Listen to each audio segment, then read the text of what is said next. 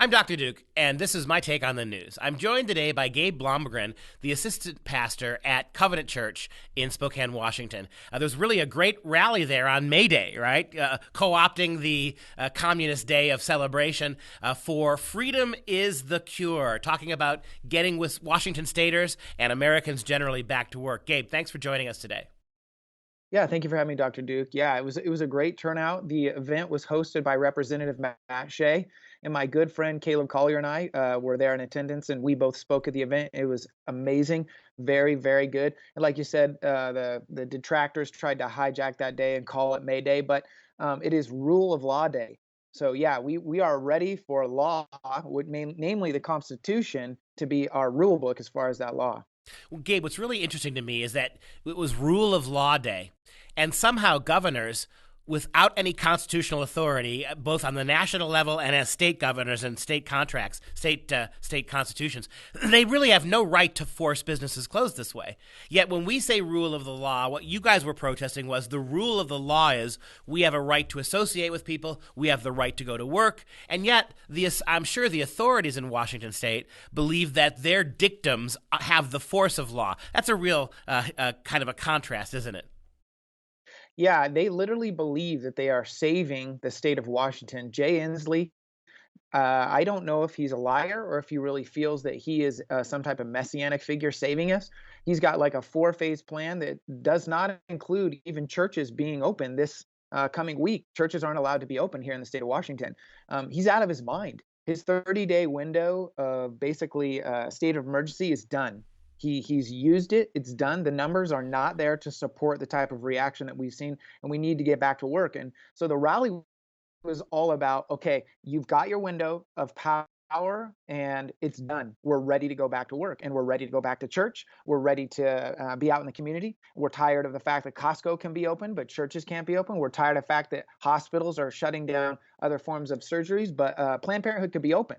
So yeah, we're done. Right. And we have a similar situation here in Wisconsin where Governor Evers did the same thing and extended his unconstitutional quarantine another month.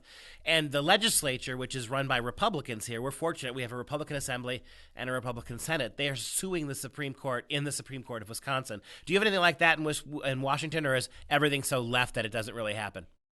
Yeah, there's multiple cases that are being opened up to sue Jay Inslee, and I'm not familiar with all the details of that, but they are moving here in this state, and I'm praying that they will get major traction because this four-phase plan, even beyond this last Monday, because Monday was the end of the stay-at-home kind of like order.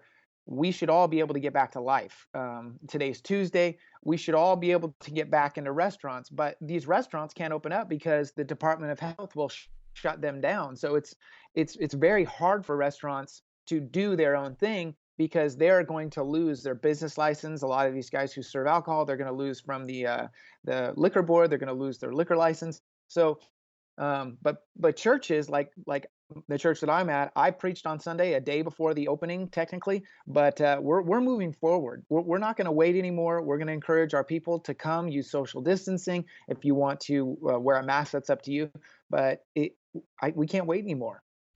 Your May 1st rally, Freedom is the Cure, was actually in defiance of the governor's orders. What kind of opposition did you experience when you got 2,000 people show up for this rally?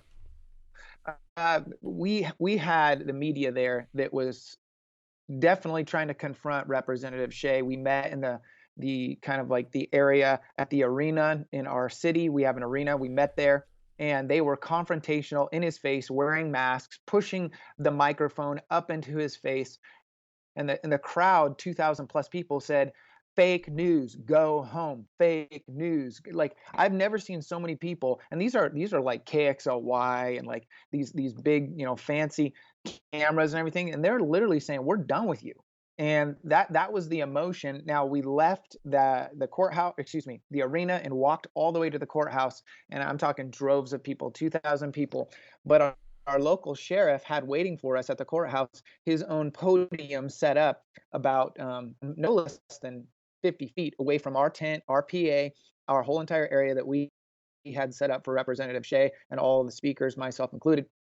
and it was just comical. The sheriff stood there, and his team of little people and minions behind him wearing their COVID masks. We also had our health department leader, Bob Lutz, there.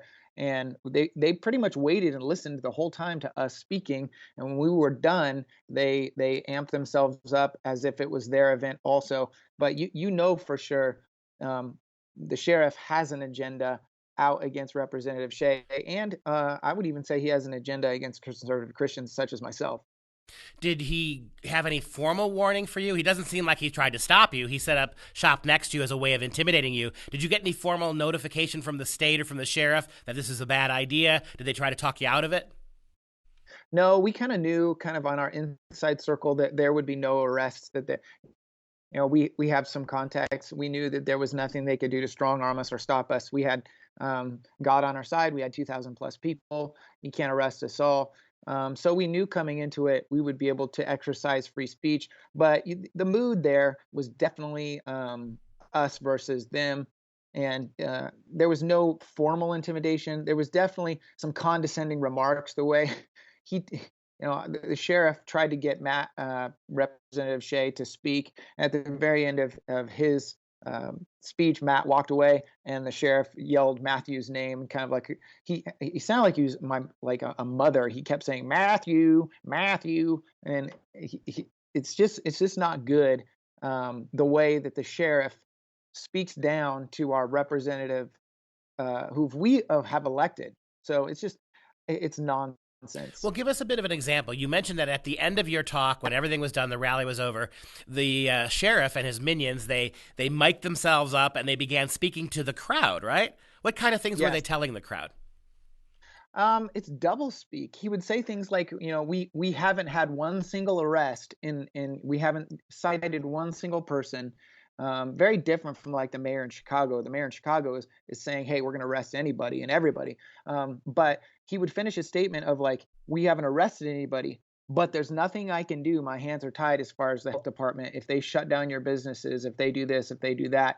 And I've also heard that the sheriff is now pushing for Costco. And I think he even showed up at our local Costco in Spokane, encouraging. I don't know if he can make people. Some people are saying that he's making people wear masks. I can't confirm that. That's an allegedly, but I think we're going to see in Spokane the next phase is mandatory masks, which are completely unconstitutional. Well, I think Costco itself now, over and above what the state did, I think Costco announced late last week that as of Monday, this past Monday, that they were, as a private business, they were going to require people who entered the store to actually wear masks. So you can see how corporate America is sort of lockstep with some of these outrageous policies. But the good news, Gabe, it seems to me, is that they, despite all of the governor's sternness and dictatorial behavior, they know they can't stop you. Law enforcement knows they can't stop you, that they can't arrest you, that they can't stop you from going. I think if the American people realized, if we en masse turned out to work, turned out to shop, turned out to patronize some of the small businesses, there's really not a thing that the states can do to us. I think we are literally, exactly as you said, a hair's breadth away from realizing the emperor has no clothes. Jay Inslee, Sheriff Knezevich, has no clothes. They have, their job is to protect us, but not to basically treat us like a leper colony.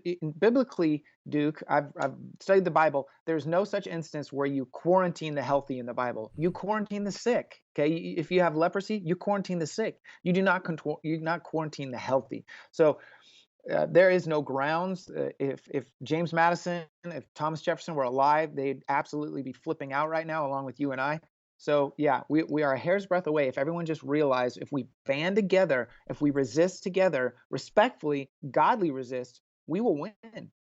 It is a kind of a modern metaphor, isn't it, for liberal big government, that we quarantine the well. The not sick. There's something absolutely emblematic about that. We've got about 25 seconds left. Give a quick shout out to your podcast, because it's important at Church and State. I want people to know a little bit about it. Yeah, please find us on Facebook right now, and you'll be able to find us from there on other forums. So at Church and State, so at symbol Church and State 1776, and please find us, get connected, and then we hope to be with you in the future. Gabe Blomgren, thanks for joining us today.